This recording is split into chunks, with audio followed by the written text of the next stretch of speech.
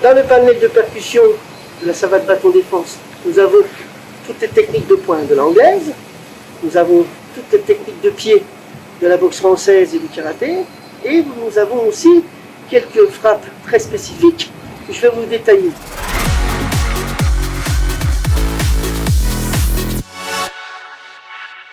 Nous avons la frappe musette ou talon de main qui est ciblée, qui est un coup rectiligne et qui est ciblé nez, plexus ou triangle génital. La frappe musette au niveau du nez est extrêmement dangereuse et peut même être létale. Nous avons les manchettes, qui est le principe du crochet, mais fait par l'avant-bras. Donc c'est un os qui vient heurter la gorge ou les coudes flottantes. Très grande efficacité. Et aussi au niveau du triangle génital. Nous avons le bilboquet, qui est le principe de l'uppercut, en saisissant la tête, et on vient frapper mâchoire ou nez, qui est très adapté au combat rapproché et qui est aussi très efficace.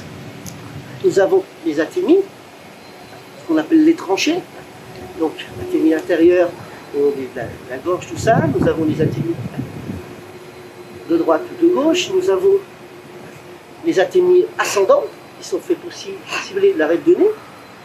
Pareil, une monstrueuse efficacité. Nous avons le coup de poing marteau, qui est utilisé aussi au karaté et la boxe américaine, qui est une frappe qui est surtout ciblée sur la tempe, le nez, la mâchoire. Et aussi pour faire très mal aux mains quand il y a tentative de saisie ou saisie. Vous voyez, c'est une frappe, comme toujours sur le principe du crochet, avec un armé, puis une percussion. Ça peut se faire en ligne latérale, ça peut se faire verticale, ça peut se faire descendant, ça peut se faire montant. Et on cherche toujours des cibles qui sont efficaces. Nous avons aussi le revers de poing, qui est frappé par les têtes de métacarpe comme le direct, mais sur une phase d'armée-extension. Armée-extension. Pareil, cibler le nez, les dents, le triangle génital, et qui peut se faire en alternance avec le marteau. Vous voyez, revers de poing, bras arrière, coup de poing marteau, bras avant, et ainsi de suite. Vous êtes libre de faire le panaché. Au niveau des pieds, vous avez pareil, comme je vous ai dit tout à l'heure, les techniques de boxe française et du karaté, mais nous avons aussi des techniques, ce qu'on appelle le fouetté court, c'est une phase d'armée comme pour le fouetter, sauf que vous frappez du tibia. Et il peut se faire frontal, il peut se faire latéral, le principe de la boxe thaï, mais avec la logique de la boxe française avec un armé. Vous avez ce qu'on appelle les balancés, c'est les coups de pied directs. Donc les balancés longs, c'est avec le pied, les balancés courts sont avec le tibia. Donc pareil, vous pouvez le faire dans le principe du low kick de la boxe thaï, quand vous frappez du tibia, et quand vous le faites au niveau avec le pied, c'est à balancer, mais qui est interdit en boxe française, mais qui est valable chez nous, parce que chez nous, pratiquement tout est permis. Voilà. D'accord? Vous avez tous bien interprété, tous bien compris. Nous avons aussi les chassés tournants, tout team. Et un coup de pied qui a été rajouté et qui est fait par les forces spéciales, c'est ce qu'on appelle le fouetté italien. Ils ont créé ce coup, les forces spéciales, c'était pour contourner les agresseurs qui ont l'habitude d'embêter les gens en mettant des coquilles. Des coquilles en acier pour se protéger du triangle génital. Et la solution qui a été trouvée, c'est cette frappe de fouetté avec un armé intérieur-extérieur pour contourner cette coquille. Elle est aussi ciblée sur les fémorales. Et si après, quand vous avez un bon niveau de souplesse, vous cherchez visage. Le principe, nous allons maintenant attaquer une phase d'échauffement en mouvement avec ces percussions. Le but, dans la rue, si vous êtes agressé, vous n'avez pas le temps de vous échauffer. Donc la logique, c'est de pratiquer suivant la souplesse maximale qu'a la personne, qu'a le pratiquant, pour que vous puissiez vous en sortir sans dire attends, 2 minutes avant de m'agresser, je m'échauffe, je m'étire, et là on peut y aller. Parce que c'est amusant mais pas très logique. Donc je vais faire des mouvements, des déplacements pour pouvoir vous montrer.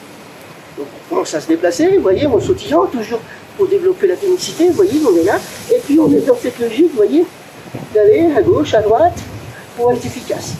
Si je suis sur une phase de défense, vous voyez, je recule, je me mets en protection ici comme une tortue. je mets une carapace. Des coups passent, des coups aboutissent, mais je suis en partie. Et puis je peux riposter, vous voyez, en coup de mon marteau, en direct, hein, en revers de poing. Mais je suis plus protégé que si j'étais en garde classique de boxe française. D'accord? Si je suis en phase d'attaque, donc c'est le signe. Je prépare mon avancée et là je commence, vous voyez. Et là j'ai une garde, vous voyez, où je suis en triangle. Vous voyez, je suis en croisée et je peux percuter. Je peux faire des parades chassées, des coups qui peuvent me... Et je peux, si mon bras est saisi par mon agresseur, je peux riposter de l'autre bras, et ainsi de suite. Parce que n'oublions pas, il y a beaucoup de saisies dans les agressions. Donc nous allons faire cet échauffement et vous allez voir. Allez, on y va. Et puis hop, toujours des petits coups, tranquilles, vous voyez. On est en phase d'échauffement, on réveille le niveau, on fait un éveil cardiaque, on fait un éveil de vigilance. Vous voyez, on fait un éveil de vigilance. De rapidité. Et vous voyez, je ne cherche pas à faire mon vandame parce que ça sert à rien. Vous voyez, je suis agressé, je me protège, poum, une pointe ou un chassé de la pointe sur le tibia ou c'est la fémorale. Vous voyez, je suis là, hop, chassé italien. Vous voyez, fouette italien. Et là, et je fais toujours dans la jeu du fractionné, je suis puis à un moment donné, j'accélère. Vous voyez, hop, hop, hop, hop, hop, poum. Et hop, d'accord. Et voilà. Donc, vous bougez comme ceci, vous faites des petits mouvements, des échauffements d'à peu près 1 minute, vous vous donnez 2 minutes de repos, et après, vous faites ça 5 fois.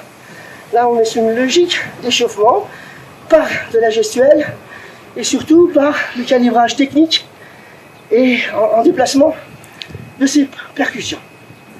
Voilà. Tout le monde a compris? Allez, allons-y.